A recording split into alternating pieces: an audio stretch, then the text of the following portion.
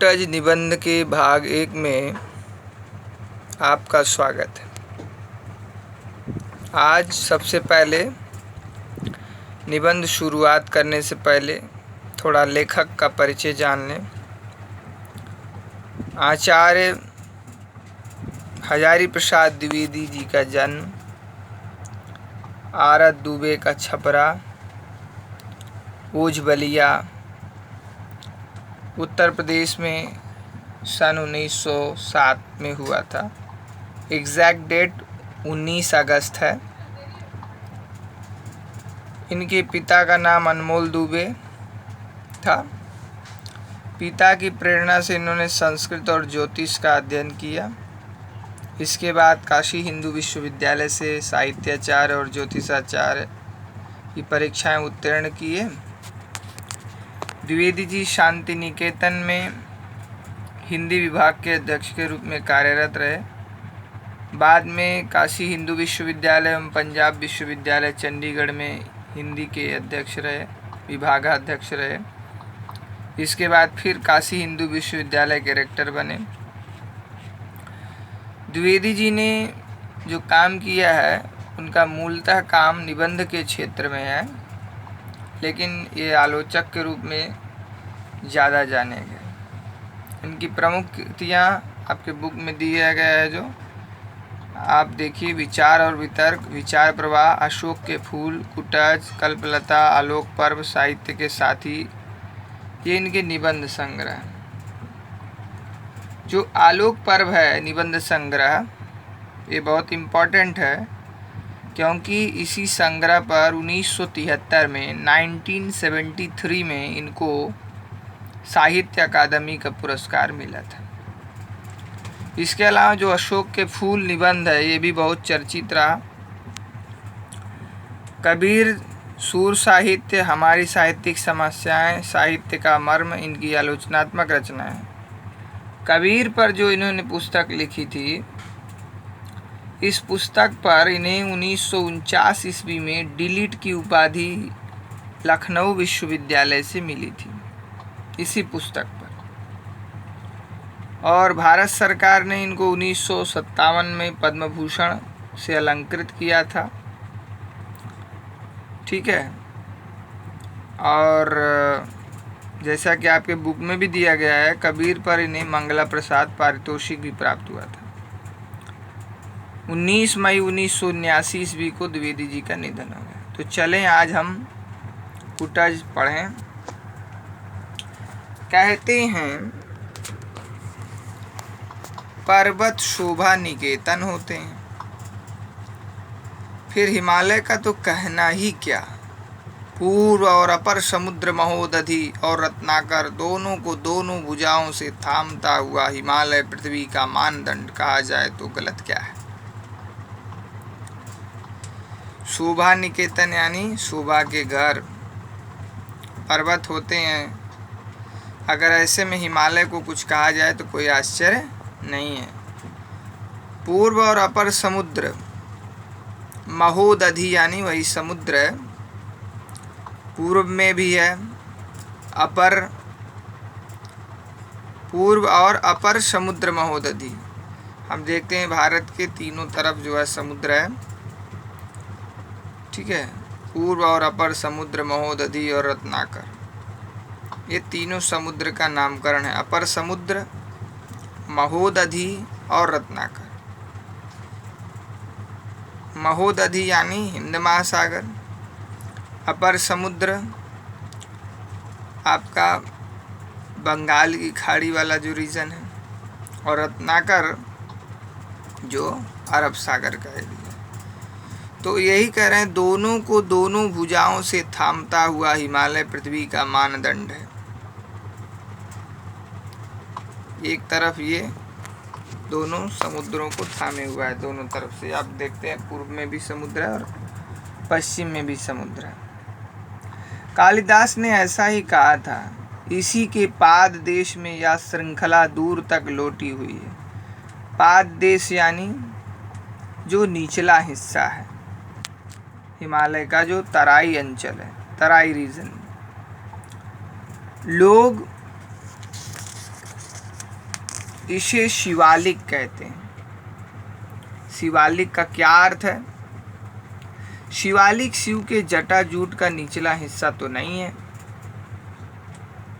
लगता तो ऐसे ही है। सपाद लक्ष्य या 1.25 लाख की मालगुजारी वाला इलाका तो वह लगता नहीं। शिव की लटियाई जटा ही इतनी सूखी, नीरस और कठोर हो सकती है। अलक माने होता है केश, बाल, तो शिवालिक यानी शिव की जटाएं। लेकिन करें शिव के जटाजूट का जो निचला हिस्सा है, ऐसा तो नहीं हो सकता।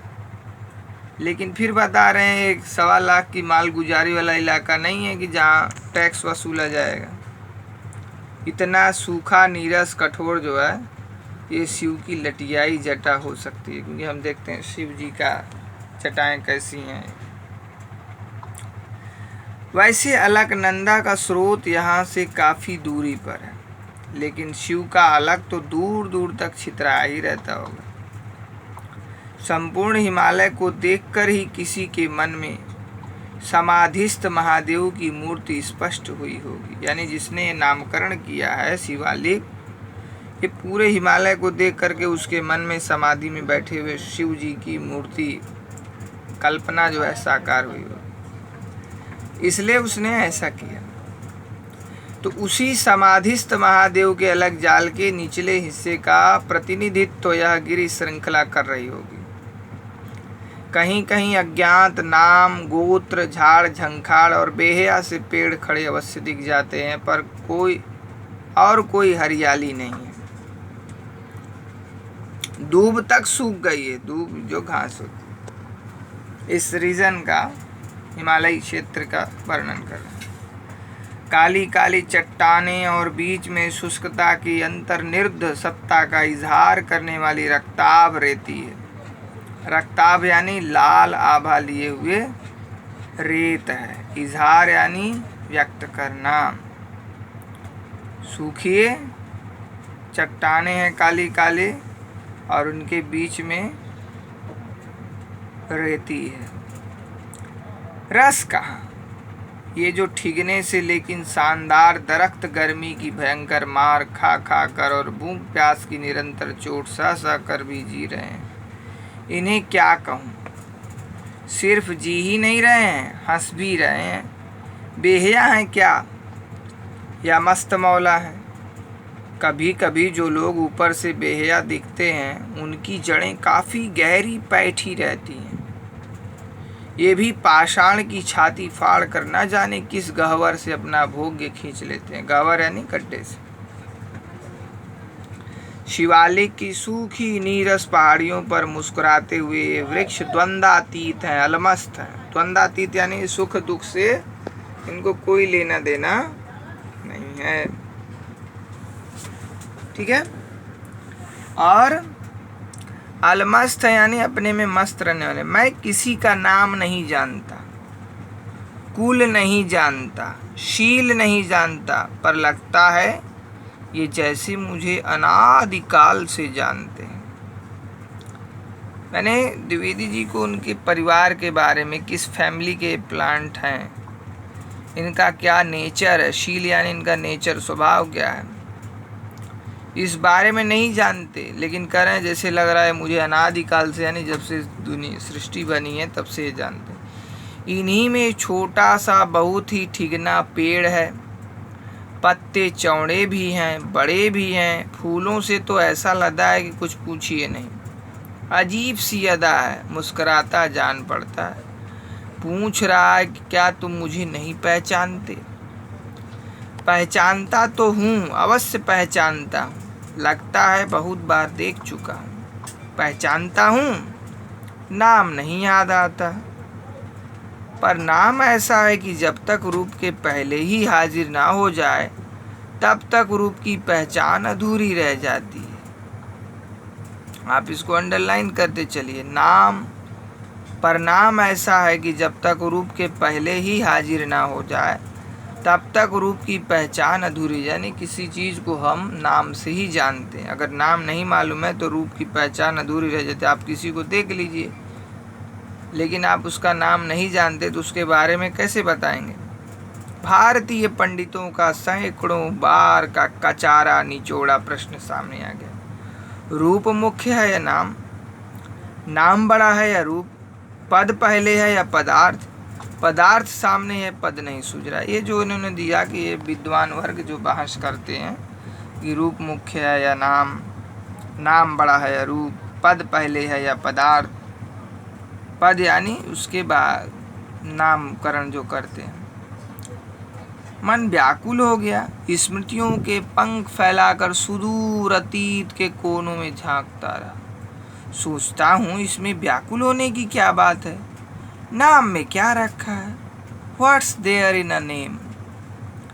नाम की जरूरत ही हो तो 100 दिए जा सकते हैं। सुस्मिता, गिरिकांता, वन प्रभा, शुभ्र किरीटिनी, मध्योद्धता, विजितापता, अलकावतंसा, बहुत से नाम है। ये जो इन्होंने बताया स्त्री सूचक नाम है, या फिर पौरुष व्यंजक नाम भी दिए जा सकते हैं, यानी पुरुषों के नाम जो होते हैं। अकुतोभय, गिरिगौरव, कोटोल्लास, अपराजित, धरती धकेल, पहाड़ फोड़, पाताल भेद। पर मन नहीं मानता। नाम इसलिए बड़ा नहीं है कि वह नाम है। ये भी इम्पोर्टेंट लाइन देखिए। नाम इसलिए बड़ा नहीं कि वह नाम है, वह इसलिए बड़ा होता है कि उसे सामाजिक स्वीकृति मिली होती है। नाम व्यक्ति का होता है, ये इसलिए बड़ा नहीं क्योंकि समाज स्वीकार करता है इसको और उसी के द्वारा उसकी पहचान बनती है। रूप व्यक्ति सत्य है, नाम समाज सत्य है। नाम उस पद को कहते हैं जिस पर समाज की मुहर लगी हो। जैसे व्यक्ति सत्य क्या है? हमारा रूप है, जो हमारा चेहरा है, नाक नक्श है, इसको देख करके लोग हमें पहचानते हैं। लेकिन अगर पूरे समाज को बताना है, जब हम अनुपस्थित रहेंगे तो उस नाम के आधार पर ही रूप की पहचान की जाती है और उस नाम के आधार पर ही हमारी सामाजिक स्वीकृति होती है, हमें समाज में स्वीकार किया जाता है। आधुनिक शिक्षित लोग जिसे सोशल सैंक्शन कहा करते हैं, मेरा मन नाम के लिए व्याकुल है। समाज द्वारा स्वीकृत, इतिहास द्वारा प्रमाणित, समष्टि मानव की चित्त गंगा में स्नात, समष्टि मानव की चित्त गंगा में स्नात यानी नहाया हुआ, ऐसा नाम चाहिए जो सारी जो सृष्टि है उसके चित्त यानी मन की गंगा में नहाया हुआ हो, सबके द्वारा स्वीकार किया हो, इतिहास द्वारा प्रमाणित हो, ऐसा नाम चाहिए। किसके लिए? इस जो पेड़ या दिखाई दे रहा है छोटा सा, इसके लिए। तो अब आगे कह रहे हैं द्विवेदी जी, आप इसको अंडरलाइन कर लीजिएगा। रूप व्यक्ति सत्य है, नाम समाज सत्य, ठीक है। ऊपर भी मैंने जो बताया है कि आपको मैंने जो अभी लाइन बताई कि नाम इसलिए बड़ा नहीं कि वह नाम है, वह इसलिए बड़ा होता है कि उसे सामाजिक स्वीकृति मिली होती है। रूप व्यक्ति सत्य है, नाम समाज सत्य। इस गिरकूट बिहारी का नाम क्या है? मन दूर दूर तक उड़ रहा है, देश में और काल में। मनोरथा नाम गति नाम विद्यते।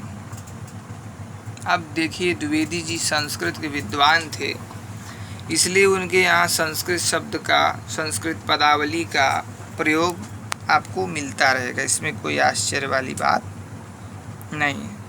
तो ये जो दिया है यहाँ, देश में और काल में, मनोरथा नाम गतिनम विद्यते।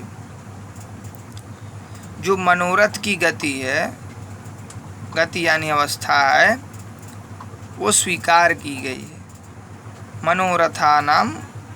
मनोरथानाम गतिनम विद्यते, विद्यते यानी है।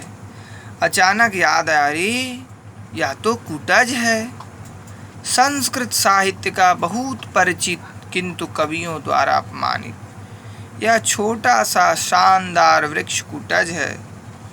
कुटज कहा गया होता तो कदाचित ज़्यादा अच्छा होता, पर नाम इसका चाहे कुटज ही हो, तो विरुद्ध तो निसंदेह कूटज होगा। विरुद्ध यानी इसकी जो बड़ाई है, जो प्रशंसा है। इसलिए कह रहे हैं कि अगर कूटज होता, उसका नाम तो कूटज है, लेकिन कूटज कहा गया होता तो बहुत अच्छा होता। इसका नाम कूटज है, लेकिन जो इसकी कीर्ति है ये कूटज से ही स्पष्ट होती है। कूट यानी पर्वत होता है। गिरी कूट पर उत्पन्न होने वाले इस वृक्ष को कूटज कहने में विशेष आनंद मिलता है। यहाँ जो कूटज छपा है गलत है, यहाँ कूटज होना चाहिए। कूटज कहने में विशेष आनंद मिलता है। बहरहाल यह कूटज कूटज है, ठीक है। ये कह रहे हैं कि कूटज अपने हिसाब से करें, लेकिन ये कूटज है। मनोहर कुसुमस्तकों से झबराया। कुसुमस्तकों यानी फूल के गुच्छों से, ठीक है। उल्लास लोल चारु स्मित कुटज। ललचावनी, लोल यानी ललचावनी, उल्लास से, चारु स्मित यानी सुंदर मुस्कान वाला कुटज। जी भराया। कालिदास ने आषाढ़स्य प्रथम दिवसे रामगिरी पर यक्ष को, यहाँ देखिए कालिदास ने आषाढ़स्य प्रथम दिवसे में होगा। कालिदास का नाटक है। कालिदास संस्कृत के महाकवि थे, नाटककार थे। तो उनका जो नाटक है आषाढ़स्य प्रथम दिवसे, उसमें कह रहे हैं आषाढ़स्य प्रथम दिवसे में। आप नोट कर लीजिएगा, क्वेश्चन पूछा जा सकता है कि आषाढ़स्य प्रथम दिवसे क्या है, किसकी रचना है। तो नाटक है कालिदास जी का। रामगिरी ये पर्वत है, दक्षिण भारत में है। पर यक्ष को जब मेघ की अभ्यर्थना के लिए नियोजित किया तो कमबख्त को ताजे कुटज पुष्पों की अंजलि देकर ही संतोष करना पड़ा। अभ्यर्थना यानी उसकी वंदना करने के लिए जब यक्ष को मेघ के लिए नियुक्त करना पड़ा, ठीक है। चंपक नहीं, वकुल नहीं, ये सब फूलों के नाम है। नीलोत्पल नहीं, मल्लिका नहीं, अरविंद नहीं, फकत कुटज के फूल। यह और बात है कि आज आषाढ़ का नहीं, जुलाई का पहला दिन है। यानी जब लिख रहे हैं तो जुलाई का महीना है। मगर फर्क भी कितना है। बार बार मन विश्वास करने को उतारू हो जाता है कि यक्ष बहाना मात्र है। कालिदास ही कभी सापे नास्तंगमित महिमा, यानी जिनकी महिमा साप से अंत हो गई हो। सापे नास्तंगमित महिमा होकर रामगिरी पहुँचे थे। अपने ही हाथों इस कुटज पुष्प का अर्घ देकर उन्होंने मेघ की अभ्यर्थना की थी। अभ्यर्थना उनसे प्रार्थना की थी। तो जो कवि लिखता है या रचनाकार जो लिखता है, द्विवेदी जी ये बताना चाहते हैं कि रचनाकार की स्वयं अपनी पीड़ा होती है। तो जो पात्र रखता है वो पात्र तो एक संयोजन मात्र होते हैं, लेकिन कवि अपनी पीड़ा को अभिव्यक्त करता है। शिवालिक की इस अंत्युच्च पर्वत श्रृंखला की भांति रामगिरी पर भी उस समय और कोई फूल नहीं मिला होगा, क्योंकि पहाड़ी एरिया है तो वहाँ तो कुछ मिला नहीं होगा।